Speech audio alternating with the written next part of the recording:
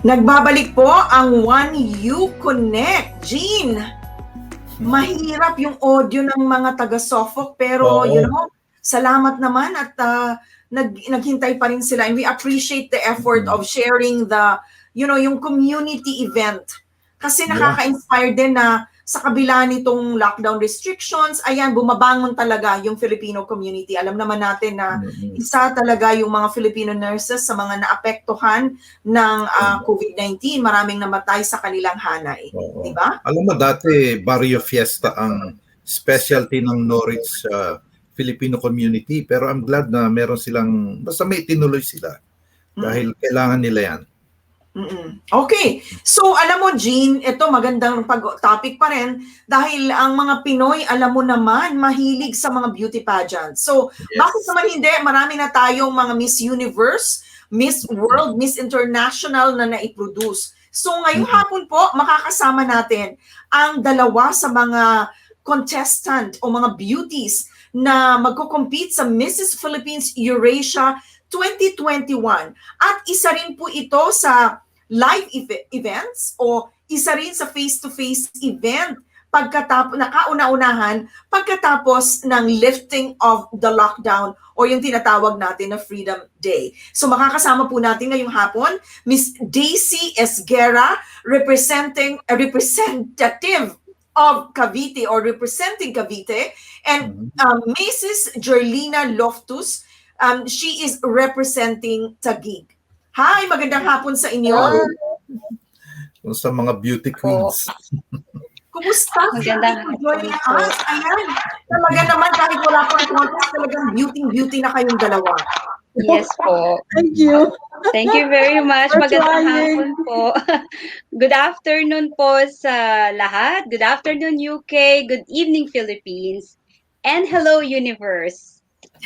Thank you very much for having us, me and Jolina, in behalf of Mrs. Philippine EuroAsia UK 2021. Marami pong salamat sa pag-imbita niyo po sa amin dito sa One You Connect. Great. Jolina? Hello. Hi. Thank you so much for having us here in your famous and fabulous program. Mind you, I've been looking forward for this for a long time, and now my dream had been granted. Thank you so much. Wow, nakatuwa. Nakakatuwa naman, Jolina and Daisy. Daisy, my question is, please tell us more about the pageant. Ang understanding ko, it should have been done last year pa, pero hindi natuloy. Tell us about it. I'm a latecomer candidate, Rose and Sergin. What happened is it's supposed to be July, but because of the pandemic and the lockdown, so our chairman have to follow what exactly the policy of the government. That's why it was extended. It was extended until they decided July 31, 2021.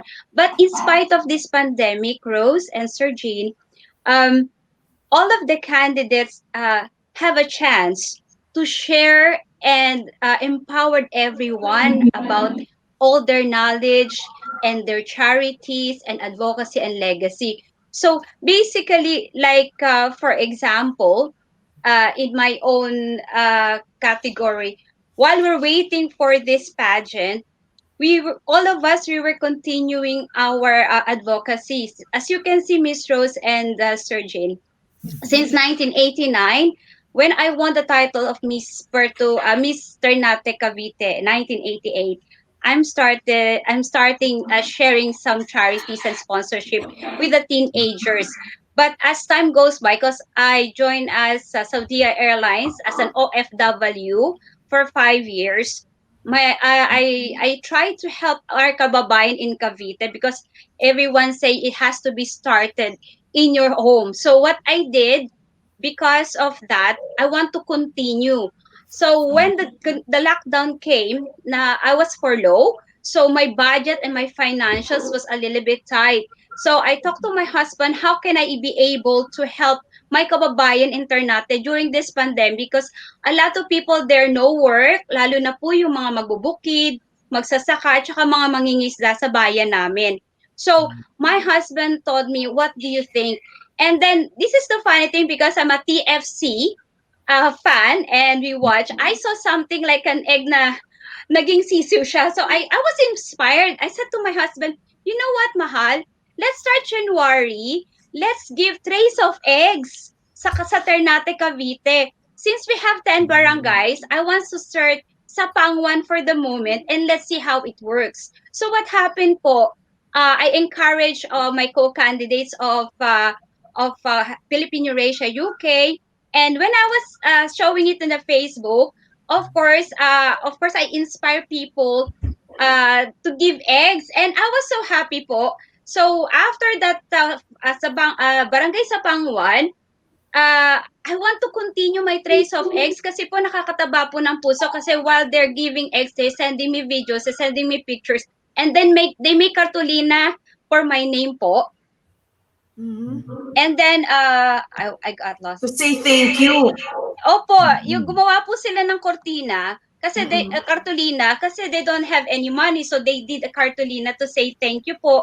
And my heart's melting po kasi aside from sa Circle of Eggs, when po yung humingi ng tulong sa akin yung kababayan ko for Bangon Batangas for the Taal na nag-era po, nagbigay po kami for relief goods. That time po, my financial is good. So when during my furlough, katulad po na sinabi ko sa inyo, I want to continue my charity, pero po ang budget namin mag-asawa hindi po ganun kalaki. Pero tribute na rin po sa my mom who passed away because she's the Lydia, the first queen of Ternate of Cavite. Because my clan is from Ternate, Cavite. So, nagkataon po, I would like to thank Tina Alcantara. She asked me, interview me, na-curious po siya dito sa Circle of Eggs ko. So she want to join to help financially as well to share. I was so delighted, and I was so really, I don't know the feeling. Kasi po, for someone who's sharing like this and showing you, offering you, nakakataba po ng puso. So, I said, okay, kumpletuhin na muna natin yung sa Cavite para po matulungan natin. And then, we might go to Aita. Sabi ko, so nag-uusap po kami. Okay. So, Daisy, you are saying that yung beauty pageant na sinalihan mo at saka ni Jolina, it's beauty pageant for a cause. So, meron kayong mga cause na pinapaalam sa mga kababayan natin and causes that you support. Now, my question naman kay Jolina, Daisy has mentioned about yung kanyang Circle of Eggs, di ba? Nakakatuwa. What about you, Miss Jolina? Right. I got 5 advocacies. My first advocacy is the Box Jubilant Tinig ng Kabataan Taguig. The second one is keeping kids off the street in Milton Keynes in the UK. The third is my single parents empowerment. Number 4 is about the ageism. And number 5 is empowering young adults. I have thought about this because I am thinking about that everything starts from the young age. You know, we have to identify the strengths of an individual for them to be happy in the future. So I started from young adults up to when they grow old and become mature person. It's a bit complex, but the way I look at it now is doing this charity for them to identify and empower themselves. And through this, like the Box Jubilant Tinig ng Kabataan, this is about helping the community of Taguig. And this shows leadership. I can see that from this kind of charity that I'm doing, that more people or more young people will be able to follow the same example, like giving to the community. The second is the Keeping Kids Off the Street is UK based. I am thinking about, I'm not only looking after my own kababayans in our country, in the Philippines, but I have to reciprocate that. Meaning, you know, charity is universal. You have to give back to the country that adopted you, isn't it? Yeah. You know, that's why I have joined the Keeping Kids Off the Street. The Keeping Kids Off the Street is helping the community here in the United Kingdom to guide the children out of violence, because at the moment the knife crime here in the United Kingdom is very high. So we're trying to steer them away from that crime and instead offer them like hobbies, something that they can look at, something that is valuable to share their time. Now, the third one that I have is the empowering of young adults. The empowering of young adults is the one that I have done here in the Philippines, because I believe if you are helping that young adults from the very beginning, which is when they are developing this maturity, when they are in a 40-year-old up, that's what is more important for our young adults to know to know their skills, their talents, their abilities. It's very important because that will guide them through their maturity in life until they become happy and be uh, valuable to the community. And that is my advocacy. I want that to start from the very young age up to when they reach the old age. Okay, bago po tayo magpatuloy, batiin muna natin yung mga nanonood ngayon kasi alam naman ninyo maganda yung panahon in all parts of England. So kahit na pwede silang mag-beach or somewhere else visit places ay nanonood po sila sa atin. Ang kaibigan ni Daisy na si Marita Nabalan ay may greetings dito. Kanina rin nakita ko ang kaibigan natin na si Dan Revelo watching, waving his hand. Nandito rin. My brother from Pampanga is watching. Edmond Eclarinal. Jeremy Roy is watching. Also, Nelly Fami is watching. Tita Nelly, ayan. Caviteños, nandyan sumusuporta sa kanilang representative. Meron kayong taga-Taguig dito para kay Jolina. We'll see, no? And sino pa po yung hindi natin nabati dito ngayon? Go ahead, Jean, ikaw muna. Okay. Hindi, nakita ko lang dito. Bati rin si Gigi Venus at saka si Perla Ignacio Zavala. Taga Vancouver pala siya. So Wow. actually, maraming nanonood pala sa atin from outside UK. So ang galing Yes. naman. Oo, outside UK. Yung, alam mo, Jean, naalala ko meron tayong suki na nanonood sa Africa palagi, di ba? Yes, si Tony Deza. Si Tony. Kaeskwela siya ni late Mayor Cynthia Barker. Oo. Oo.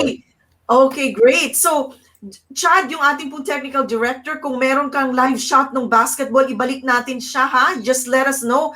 Pero ang tanong dito, Daisy and Jolina, we would like to know, this is from our viewer, no?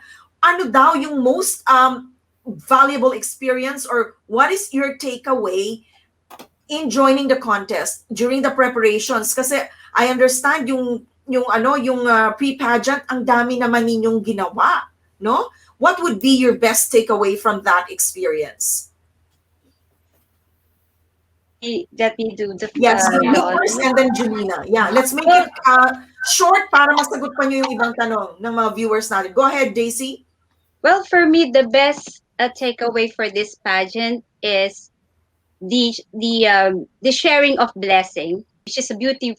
This pageant is for beauty for a cause. So for me, it's a sharing and blessing for the charity. It's not about the beauty.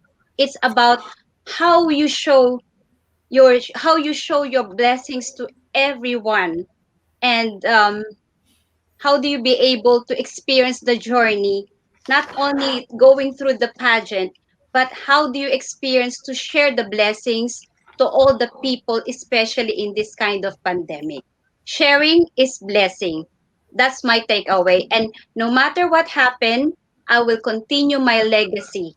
And that is my platform. Thank you. Thank you. And Julina?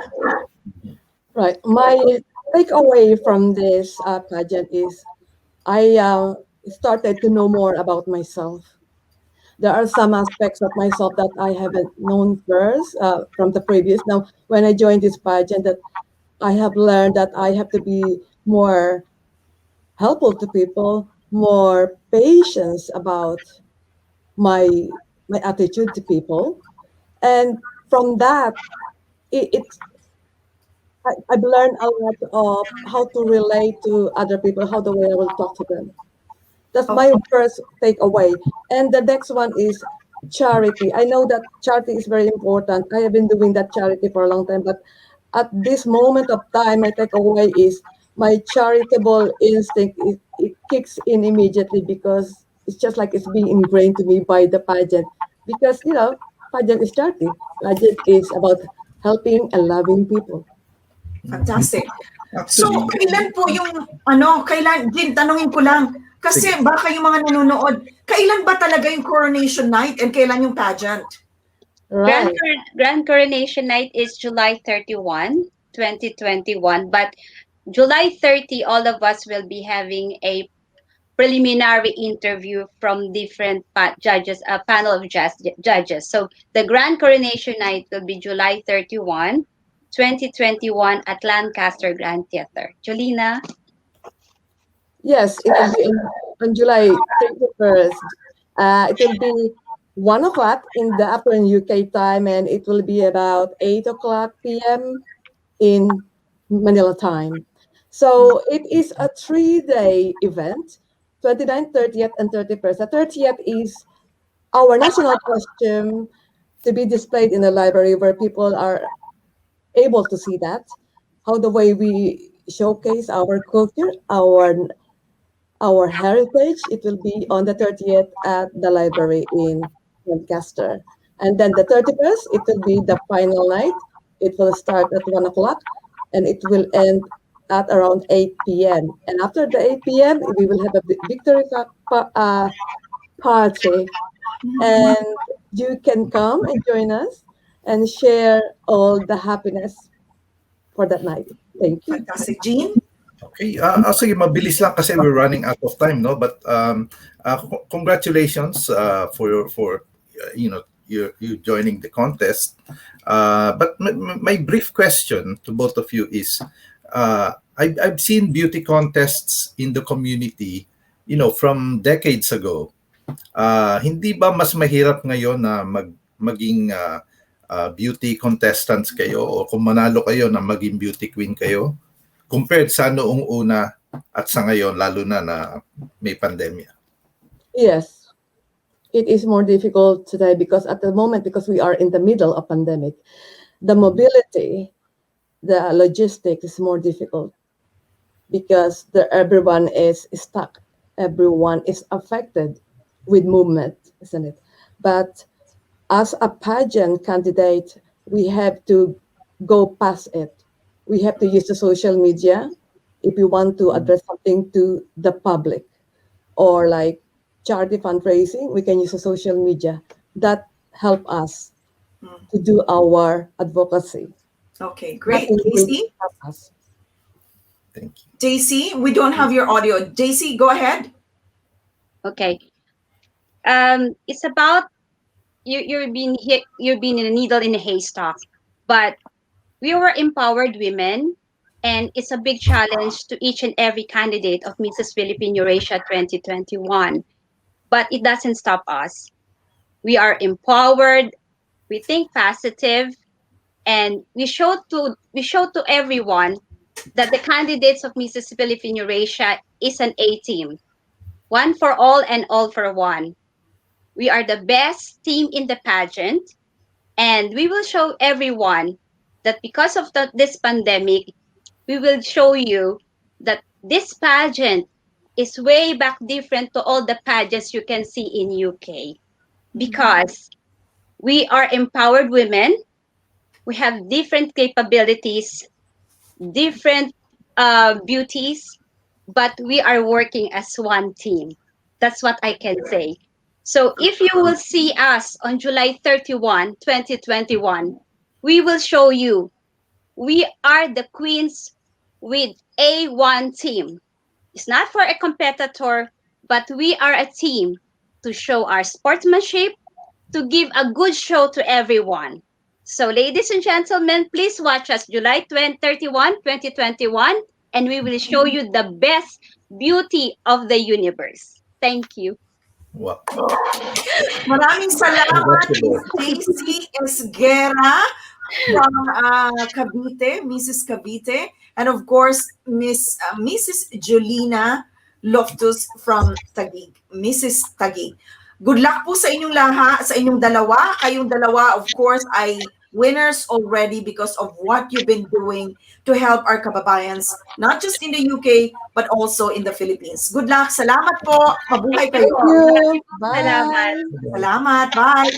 Jean, pagkakataong ito, ipakita naman natin full screen yung live basketball event na nangyayari po sa Suffolk. Ayan. Yan po. Ito ang Phil Sports Fest sa Suffolk. Ang mga kababayan nating nurses at ang kanilang mga pamilya ang kabahagi po ng kauna-unahang sporting event ng mga Filipino nurses and their families in that part of England. I think, Rose, I think this is the first across the country. Hindi lang sa part nila. Kasi I've never heard of another group sporting event doing this. So talagang kudos to the SNF team.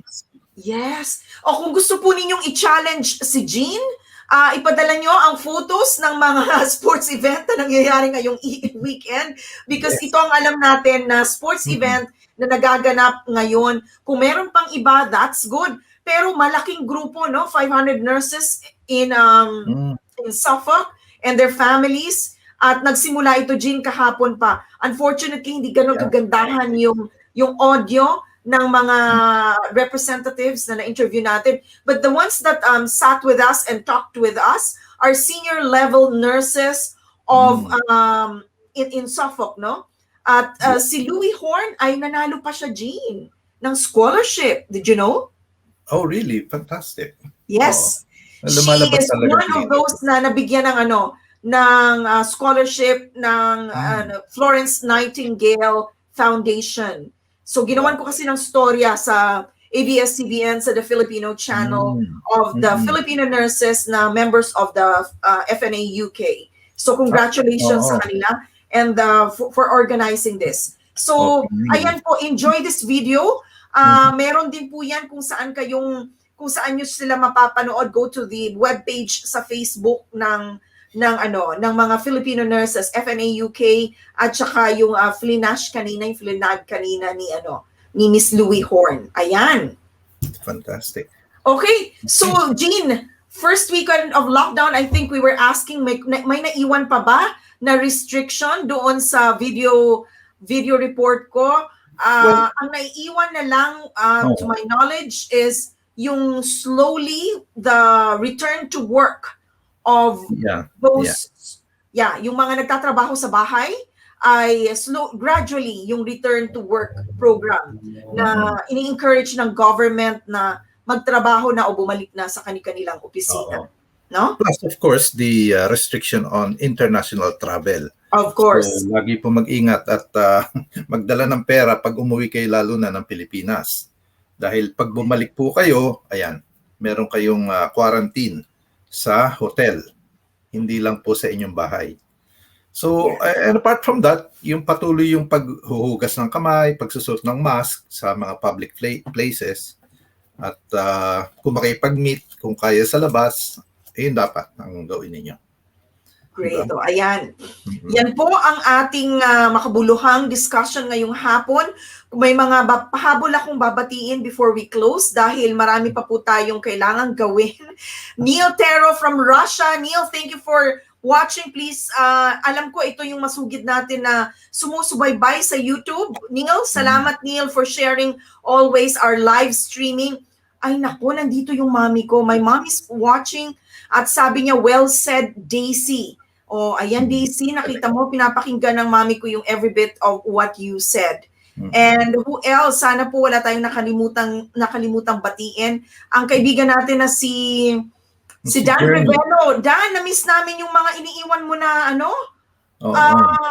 matalinhagang salita in English. At si Jeremy Roy ng Germination. Keep well and keep safe all of you from Dan Revelo. Thank you, Dan. So, yes, our first weekend after the lifting of lockdown. Maraming salamat po for joining us. Jean, go ahead. Your last greetings before we close. Sabihin ko lang ito si Jeremy Roy ng Germination na pinicture ang isa nating kasama, co-host, na si Attorney Crystal Diaz.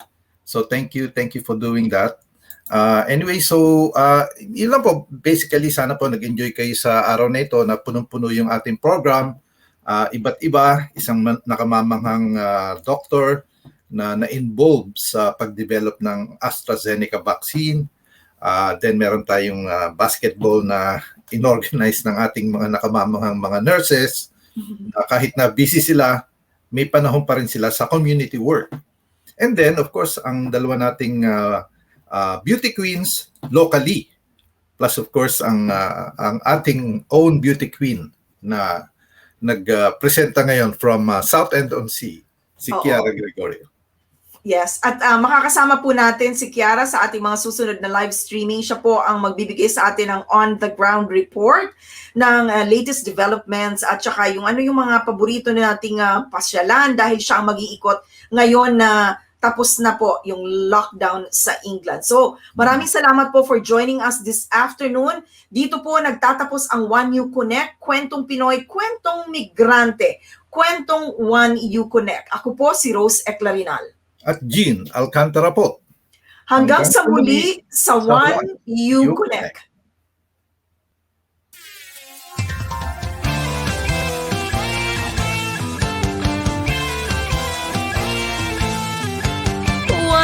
Saan ka man dalhin ang kapalaran, iisang bayan lang sa puso mo'y laman. Pinagmulan at babalikan, konting tiis na lang at hanggang